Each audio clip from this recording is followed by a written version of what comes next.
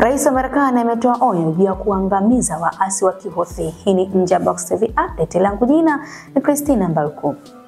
Marekani imeendeleza mashambulizi dhidi ya maeneo yanayodhibitiwa na waasi wa Kihuthi wa Yemen wanaoungwa mkono na Irani na ambao wamekuwa wakishambulia meli za kimataifa katika bahari ya Sham. Kituo cha televisheni kinachoongozwa na Wahuthi cha Al-Masal kilisema mashambulizi hayo yaliripotiwa katika mji mkuu wa Sanaa na eneo la kusini mwa Yemen la Ladiswahidia katika mkoa wa Al-Badia linalofahamika kama ngome ya kijeshi ya Wahuthi.